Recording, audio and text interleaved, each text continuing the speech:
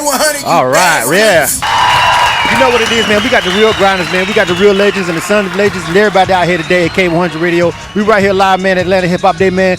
No need to introduce them, but I'm going to let them do it anyway. Go ahead and holler my folks. Hey, bro. man. Hey, it's your boy Shawty Lo Jr., man. I'm the son of the late, great Shawty Lo himself, man. I'm here. I'm in the building, and it's a pleasure to be here. K100, man. What's happening? What's happening, man? Listen.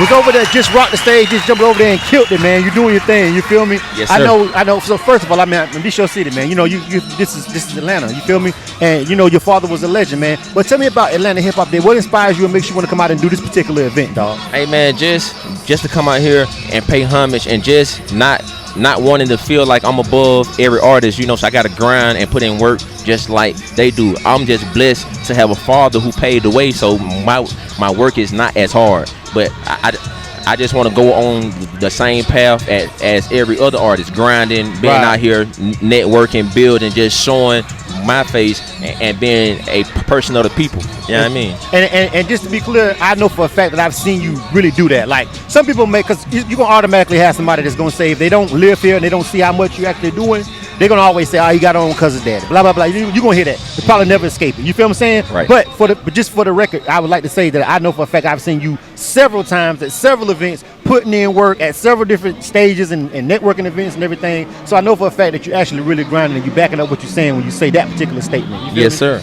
Absolutely. So let's talk about the music, man. Look, first of all, I want to know, what was that song that you just performing over there that had everybody over there in front of the stage rocking out with you? What was that song?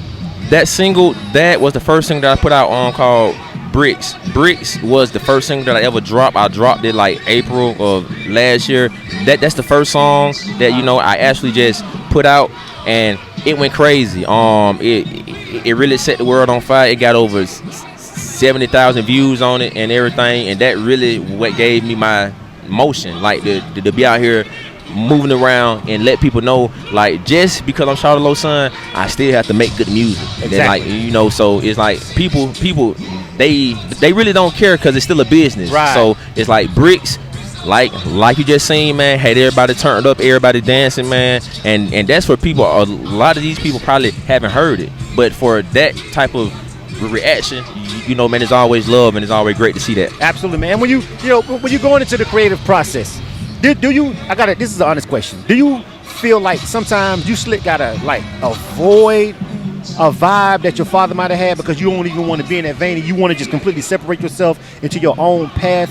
You know what I'm saying? Like, do you feel any kind of like not pressure, but just in the back of your head and your conscience when you creating and everything, like you kind of want to separate it so you can make sure that you kind of stand on your own and so you have your own signature sound more so? Not necessarily, because I feel like at the end of the day, I'm gonna have my own sound, because his sound is just unique. Right.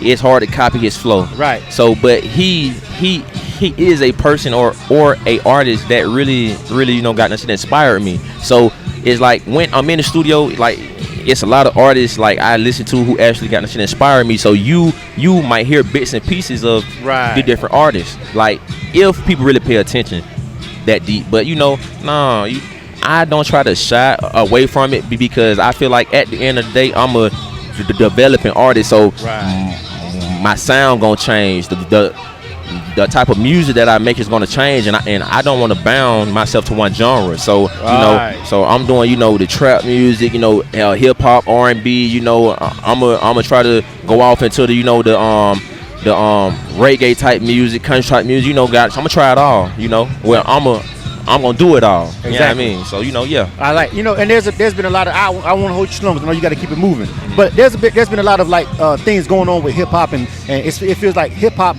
definitely has a target on its back on several different ways. You got a target on your back literally with the wolves in the street. You got a target on your back with the justice system trying to police what we can say in our songs and can't. What do you feel about all of this stuff that's going on, and you know, how you got to navigate that as an artist, man? You got to make sure you don't say the wrong thing. You might get you indicted. You know what I'm saying? Watch what you wear, watch your chains, watch your surroundings, because niggas want to rob you and kill you while you're ordering chicken with your lady. Like, it's crazy out here for independent artists and major artists too. What do you feel about that?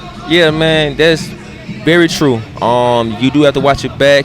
You do have to be safe. And just being in this industry, people see you in the limelight, making money, turning up, having the girls, having the like things that people want, that they see you having it, and everybody is not gonna be happy for that.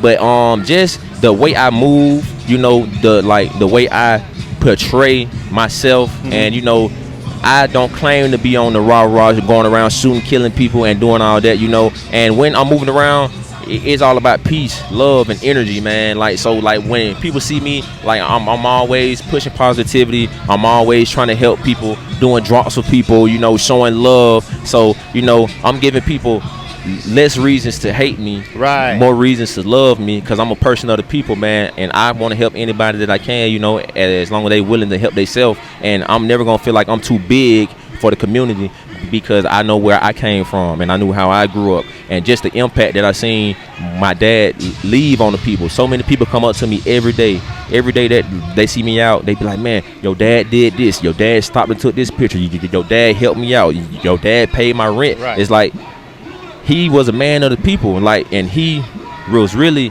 Atlanta, you know what I mean? So he did a lot for the culture, pioneer, you know, and just like it's real. So like, and he never had to worry about nobody trying to come try him or do anything to him, because he ain't put that type of energy out there. Plus people knew what it was if you came and tried them, but it's not about that, you know. So it's about, you know, like leading by example, you know, put the guns down, man, you know, and just be about peace, and let's change our environment, man, you know, because they already have a target on us as being black men anyway. So we have to strive to change, and me as a person with influence, I got to lead by example. Exactly, man. I love the answer, man. We ain't gonna hold you up too far, man, because we already know what it is, man. But I think that as far as legacy, you definitely carrying on that flame for your father. You feel what I'm saying? That appreciate vibe that. and that lane. I've always heard nothing but, when you talk about just regular people who know him, really nothing but good things about you, Dad. At the end of the day, whether it wasn't about the music, whether they liked it or not,